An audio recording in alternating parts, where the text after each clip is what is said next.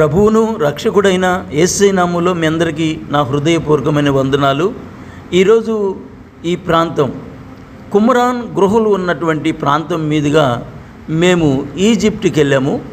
ఇశ్రాయేల్ దేశం నుండి కుమ్రాన్ గుహల తర్వాత సొదొమ గొమొర్రా పట్టణాల తర్వాత సీనాయి కొండలు ఇవంతా కూడా అరణ్య ప్రాంతంగా మనకు కనిపిస్తూ ఉంటుంది. అయితే ఈ కుమ్రాన్ గుహలు ఇశ్రాయేల్ దేశానికి ఇలాగే మృత సముద్రానికి సమీపంలో ఇది కనిపిస్తూ ఉంటుంది. కుమ్రాన్ గుహలు ఇక్కడ ఎక్కువ మంది గొర్రెల కాపర్లు, పశువుల కాపర్లు ఇక్కడ పశువులు మేపుకుంటూ ఉంటారు. మనం కూడా గమనిస్తూ ఉంటే అక్కడక్కడ కారులు ఆపి ఈ పశువుల కాపర్లు పశువులు కాసుకొని మరలా తిరిగి వాళ్ళు కారుల్లో ఇంటికి వెళ్ళిపోతూ ఉంటారు. కాబట్టి అక్కడ పశువులు మేపే వాళ్ళు కూడా కారు మెయింటెనెన్స్ చేస్తూ ఉంటారు. ఈ కుమ్రాన్ గుహల మీదుగా మేము ఇప్పుడు ఈజిప్ట్ ప్రాంతానికి వెళ్తున్నాం, సీనాయి కొండల దగ్గరికి వెళ్తున్నాం. ఈ కుమ్రాన్ గుహల దగ్గర జరిగిన గొప్ప చరిత్ర ఒకటి ఉంది.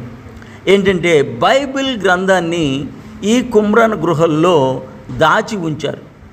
మొట్టమొదటిగా కొంతమంది పశువుల కాపర్లు 1945-46 ఈ సంవత్సరాల్లో ఇక్కడ పశువుల కాపర్లు ఒక రాయి తీసుకొని గృహలో కొట్టినప్పుడు ఒక సౌండ్ వచ్చింది. ఆ సౌండ్ రాగానే వాళ్ళు భయపడి వెళ్ళిపోయారు. తర్వాత కొంతమంది పశువుల కాపర్లు మాట్లాడుకొని అసలు ఏముంది, ఒకవేళ ఆ గృహల్లో ఏదైనా బంగారం ఏమైనా ఉందేమో వెళ్ళి చూద్దామని వాళ్ళు రెండవసారి కూడా వచ్చి ఆ గృహల్లో ఎతకగా అక్కడ చర్మపు కాగితాలు చుట్టుబడి అక్కడ కొన్ని పాత్రలు దాచిపెట్టి ఉండడం గమనించారు. అందువల్ల వాళ్ళు ఏం చేశారంటే అవి తీసుకొచ్చారు. అవి మందంగా లావుగా చర్మపు కాగితాల్లో బైబిల్ గ్రంథం రాసి ఉంది. యెషయా గ్రంథం మొట్టమొదటిగా వాళ్ళకి దొరికింది.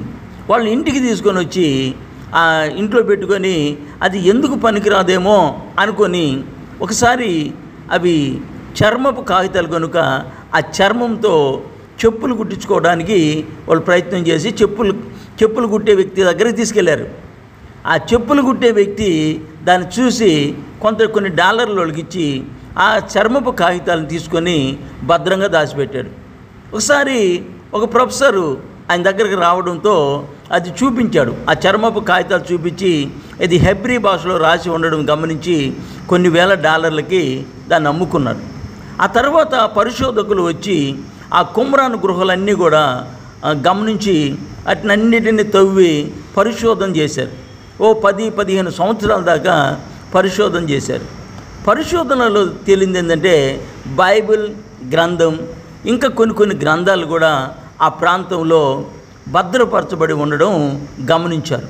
వాటినన్నిటిని కూడా సమకూర్చి ఇర్మియా గ్రంథం, అలాగే కొత్త నిబంధన గ్రంథం, అదేవిధంగా ఆదికాండం నుండి ప్రకటన గ్రంథం వరకు ఇంకా కొన్ని ప్రతులు కూడా ఉన్నట్టుగా గమనించి అది అన్నీ కూడా సేకరించారు.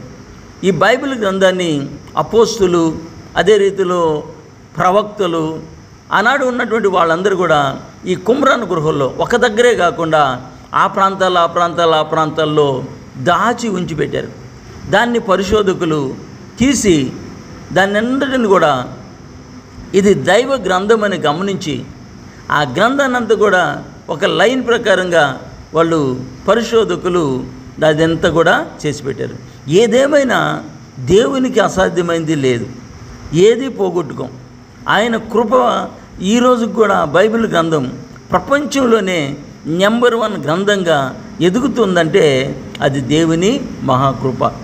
వాటిని దాచిపెట్టినా అక్కడ పక్కన చుట్టుపక్కల భూకంపాలే వచ్చినా అది ఏ సమయంలో బయటికి తీయాలో దేవుడు ఆ విధంగా పశువుల కాపర్ల ద్వారా ఆ గ్రంథాన్ని బయటికి తీసి ఆ గ్రంథముని ఈ రోజున ప్రపంచం అంతా చదువుకునేటట్టుగా దేవుడు ఆయన మహా సంకల్పాన్ని బట్టి దేవునికి మహిమ కలుగును గాక. ఇగోండి కుమ్రాన్ గుహల మీదుగా మేము వెళ్తూ ఉన్నాము, ఆగలేదు బస్సు. ఇక్కడ ఇవన్నీ కూడా కుమ్రాన్కి సంబంధించినటువంటి గుహలు. ఈ ప్రాంతం నుండి సొదొమ గొమొర్రా పట్టణం చూసుకొని ఆ సొదొమ గొమొర్రా పట్టణం నుండి సీనాయి కొండకి వెళ్ళి ఆ సీనాయి కొండ నుండి ఈజిప్ట్ దేశానికి వెళ్తాం. అది ఇంచుమించుగా 2 రోజుల ప్రయాణం ఉంటుంది. ఉదయం నుండి సాయంత్రం వరకు ఎర్ర సముద్రం దగ్గరకు వచ్చి ఆ ఎర్ర సముద్రం దగ్గర ఆగి రెండవ రోజు ఉదయాన్నే 9-8 గంటలకల్లా బయలుదేరి మరలా సాయంత్రం 6-6:30 కల్లా ఈజిప్ట్ దేశానికి వెళ్ళాము. కాబట్టి ఇంచుమించు ఒక 2 రోజుల ప్రయాణం ఉంటుంది అక్కడి నుండి అక్కడికి. దేవుడు ఈ ప్రాంతాన్నంతా చూడడానికి ఇచ్చిన కృపను బట్టి దేవునికి మహిమ కలుగును గాక. ఆ చుట్టూ మనం చెట్లు చూస్తున్నాం, ఇవి తుమ్మ చెట్లు. ఈ తుమ్మ చెట్లు నేను గమనించినప్పుడు ఆ తుమ్మ చెట్లు మన ఇండియాలో లాగా పెద్ద పెద్ద చెట్లు ఉండవు, చిన్న చిన్న చెట్లు. ఆ చిన్న చిన్న చెట్లు నాకు ఆశ్చర్యం ఏంటంటే ఈ చిన్న చెట్లతోనే ఆ రోజున మందసాన్ని చేశారు, బల్ల చేశారు, దీపస్తంభం, ఇవన్నీ కూడా ఈ తుమ్మ చెక్కతోనే దేవుడు చేయమని చెప్పాడు. ఆ తుమ్మ చెట్టు పెద్ద పెద్ద చెట్లే ఉండవు, చిన్న చిన్న ఎంత సైజు చూసినా కూడా అంతకంటే ఎత్తు నేను గమనించిన. ఈ సీనాయి కొండ దగ్గర కూడా తుమ్మ చెట్లు ఉంటాయి, ఇదే మోడల్లో ఉంటాయి, ఇదే విధంగా ఉంటాయి. అయితే మధ్యలో ఉన్నటువంటి సొదొమ గొమొర్రా పట్టణంలో మాత్రం చెట్లేం మొలవలేదు. అక్కడక్కడ కొద్దిగా చిన్న చిన్న గడ్డి మలిచింది, కానీ కొన్ని ప్రాంతాలు అయితే గడ్డి కూడా మొలవలేదు. కానీ అక్కడ ఏ చెట్టు కూడా మనకు కనబడదు. అది దేవుడు భస్మం చేసినటువంటి ప్రాంతం ఆ ప్రాంతం. కాబట్టి ఈ కుమ్రాన్ గృహల్లో దైవ గ్రంథాన్ని, అన్ని గ్రంథాలు అంటే ఆదికాండం నుండి ప్రకటన గ్రంథం వరకు దాచి ఉంచారు. ఒక ప్రాంతంలో కాకుండా అవి చాలా దూరం ఉంటాయి, ఒక 5-6 కిలోమీటర్ల పైనే ఉంటాయి ఆ కొండలు, ఆ గృహలు.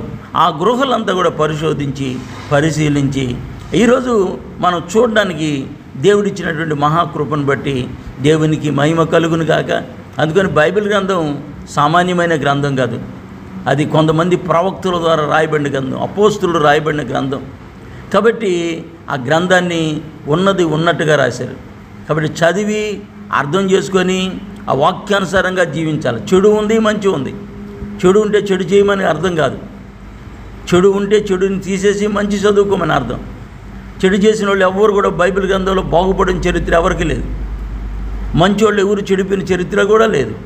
మంచోళ్ళకి కష్టాలు వస్తాయి, యోసేపుకి కష్టాలు వచ్చాయి. దేవుని దర్శనాలు చూసిన యోసేపుకి వాళ్ళ అన్నలు అమ్మేశారు, చంపాలని ప్రయత్నం చేశారు, ఏర్చబెట్టుకున్నారు. కానీ దేవుడు అతన్ని ఐగుప్తు దేశంలోని గొప్ప రాజుగా మార్చుకున్నాడు.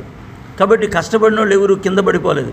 విశ్వాసంగా ఉన్నవాళ్ళు, భక్తి కలిగిన వాళ్ళు, భక్తి జీవితాన్ని జీవిస్తున్న వాళ్ళు ఎవరు కూడా అన్యాయం అయిపోయినట్టు కానీ, అక్రమం అయిపోయినట్టు కానీ, వాళ్ళు స్వాస్థ్యాన్ని పోగొట్టుకున్నట్టు కానీ బైబిల్ చరిత్రలోనే లేదు.